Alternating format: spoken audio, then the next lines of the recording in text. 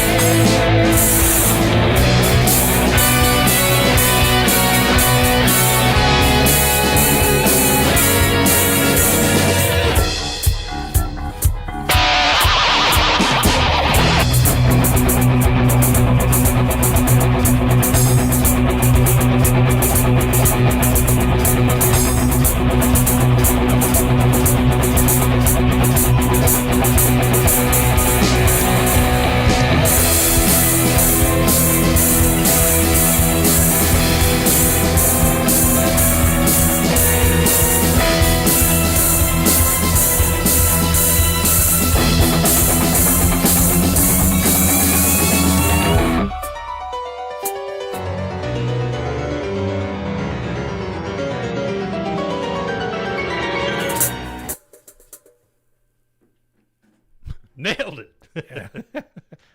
Just a You millisecond too late. didn't have to stop? Yeah. Them's the breaks, though. That's all right. But yeah, we're Riff Arcade. I'm Spencer. That's Butts. And welcome to our duo concert for the week. We've got just a couple of songs. This one's not going to be very long.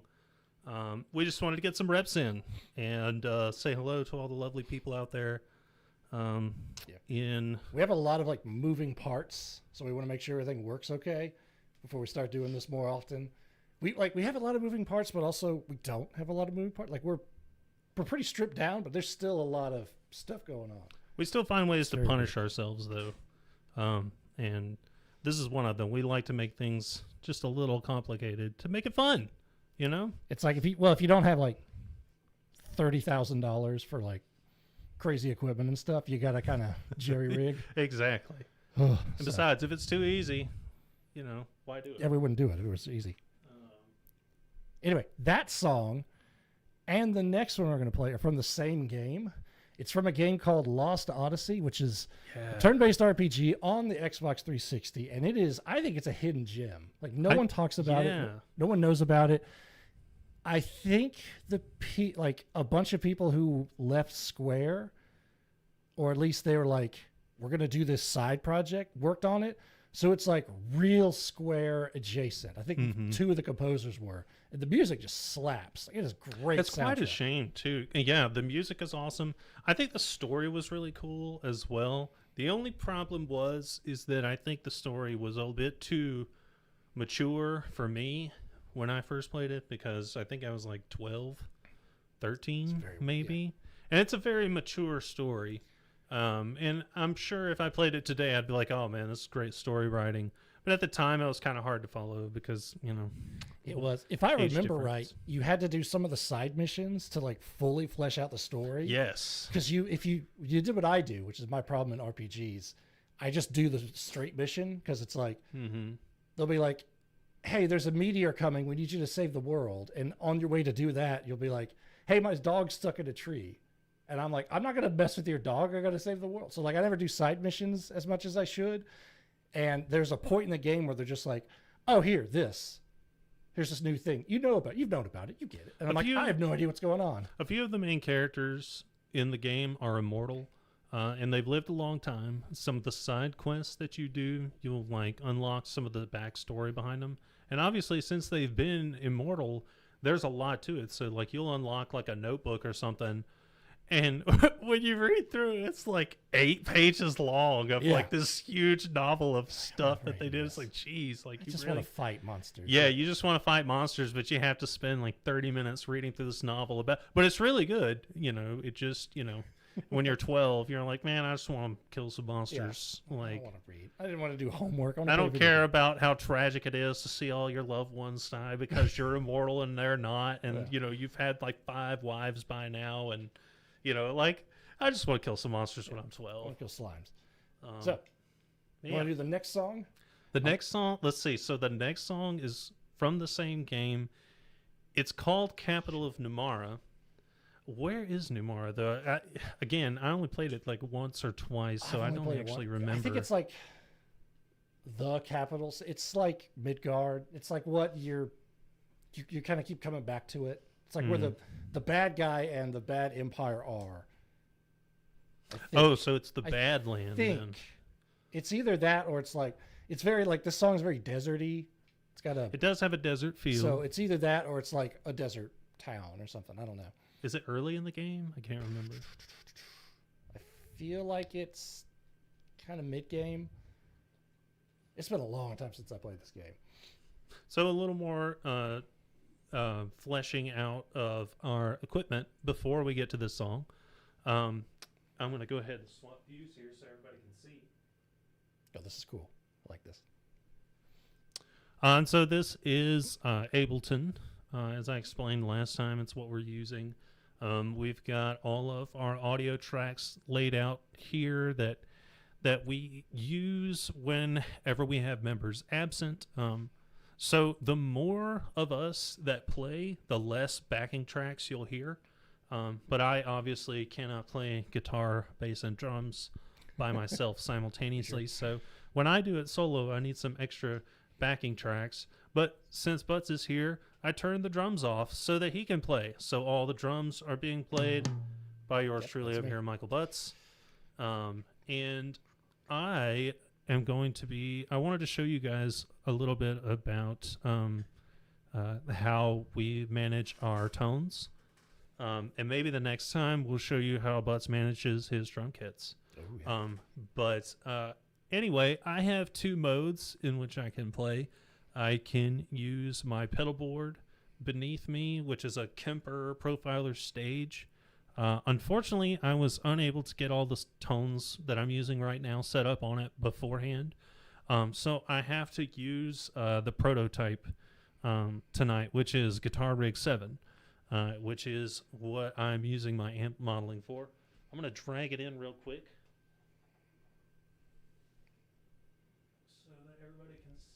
There we go. And so this is Guitar Rig 7. And this is one of the channels that I designed called Arcade Crunch. And it's got an amp model on it. And the plugin that's called Control Room is kind of like a cabinet modeler. And then the 2 in front, the 2 compressor and the screamer are basically like stomp boxes. Screamers modeled after the Ibanez Tube Screamer, very famous guitar pedal. And the Jump amp, I think, is modeled after whatever Eddie Van Halen used. Oh my gosh. I have no clue. I'm blanking on what he used. But anyway, it's modeled after that.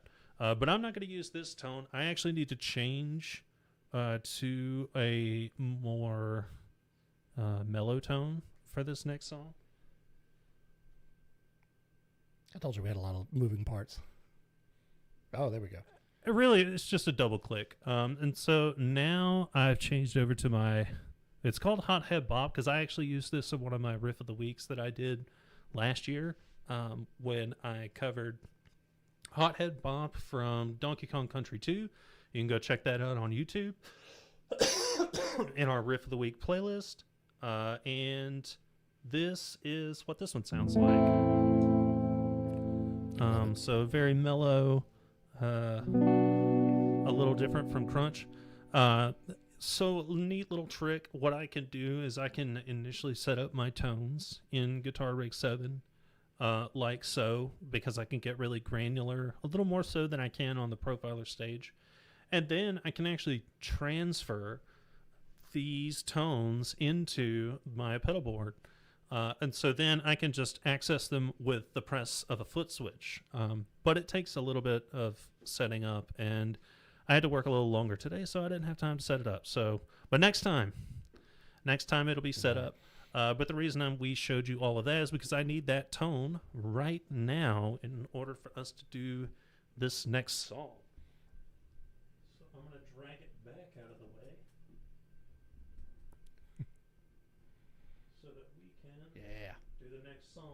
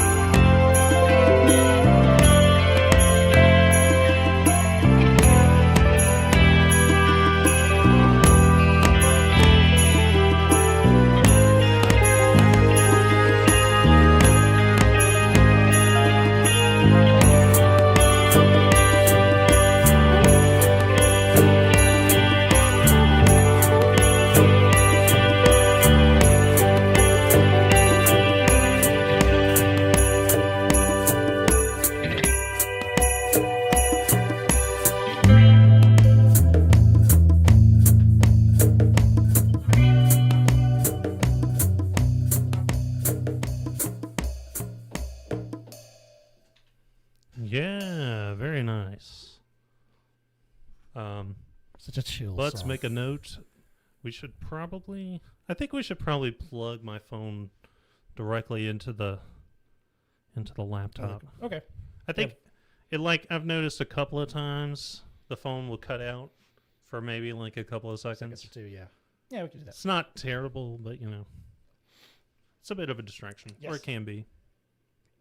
Yeah, Red Daisy says smooth and mellow. Yeah, that's just a nice.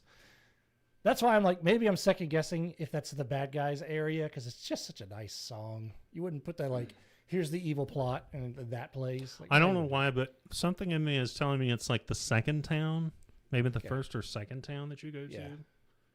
to. And Walt Disney also, I've got a lighting effect on this symbol. I don't know. Yeah. It just does this. Like, I actually like it because, like, you could see it. Whereas, like, it's kind of see-through because it's got a bunch of holes in it. So it's like, yes, there's a thing here. I'm not just hitting air for some odd reason. Yes. Yeah, that's true. I wish it would light up when I hit it. That would be cooler, but I don't think it does that. I think it just freaks out. But let's see. Let's check out some of the other tones that I've made. Just to kind of like poke around. Pull up there you go. Pull up some of the other tones I've made. Mostly because I'm just curious to see what I have done. Like, what'd I do? Yeah, what did I do? The only other problem is I can't read. Yes. So this is the what was it? The Wave Race. Yeah, that was the Wave Race 64 tone that I had come up with. Let's see. That was a good one. Like, and I enjoyed doing that riff of the week. That was a lot of fun. And that tone I thought was a pretty good one, like for that particular song. Let's see. What else do we have here? This is the Rainbow Road. Oh yeah. Yeah, this was. Oh, okay.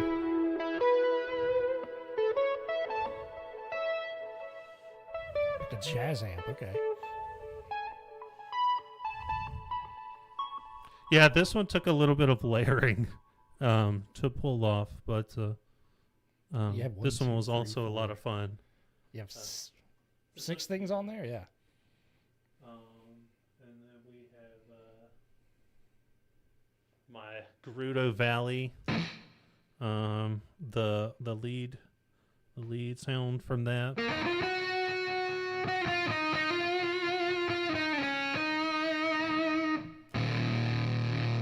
Yeah, that one sounds hard. good. Oh, yep, there it is. Yeah, that was that was from the so the three of us have done a trio version of that where it's kind of like a jazz sound. But I actually recently did a riff of the week version of that song, and I did like an Iron Maiden version of it. That is also out on YouTube. You can check it out on the riff of the week playlist, the music playlist, all the playlists. We have too many playlists, but we do it for you, Riff Raff, because I don't know. We love video games. We love celebrating video games. We love playing the music from video games, and we love laughing at ourselves trying to play video games because we are definitely not professionals. But we do have a lot of fun. Yeah, Josh is probably the closest. I think if the three of us were in like a competitive like something, I think we would nominate Josh to play first because he would probably get it the fastest and he would probably do the best out of the three of us. Unless we're fighting games. Yes, unless it's like fighting games or something like that. Anyway, I think I'm done rambling on that. Yeah. So the next song we've actually done. We haven't played this song before, but we have played the game that this song is from. We did it a while back, though. We did some Ace Attorney videos a long time ago. We tried to do like the first couple of cases. And that was a lot of fun. And we should think about doing that again, honestly. Because we did little voices and... We should. It's always fun to do those. I was like, I'm going to play this on my own. And I got exactly to the part we stopped at. So now I have no idea what's going on after. That's funny. I didn't get any further. Well, that's okay. Because we'll pick it back up after we do this. But the next song... tell them what part this is from.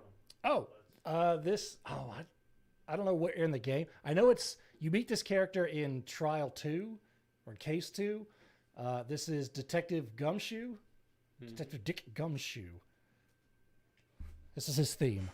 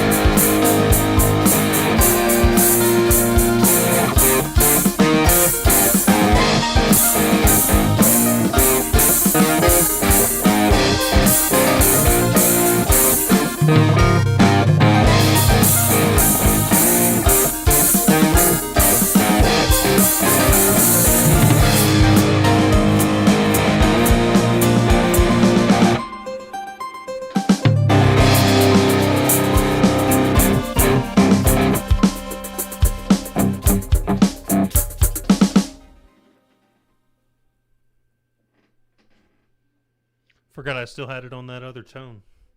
It still sounded fine. Yeah, it did. I was like, oh yeah, that's right. Whoops. We got the chunkier tone.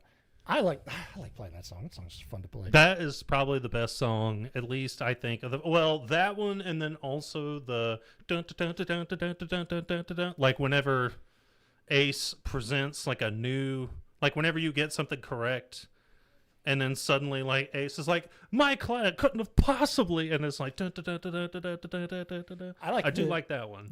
The intro, not the intro. It's like the menu select song for like the collection I've got on Steam is really good, and I don't know why. I can't find, like, it's not in the like music box that's on the so it's like either, or it's under a weird name or something. But I'm like, this song's really good. I could tell that game is gonna get like way crazier as it goes on, because even like the one that we finished on was starting to get pretty gnarly. But it was getting more layered too, because like it was getting harder to tell, and I know like we struggled with some of the clues.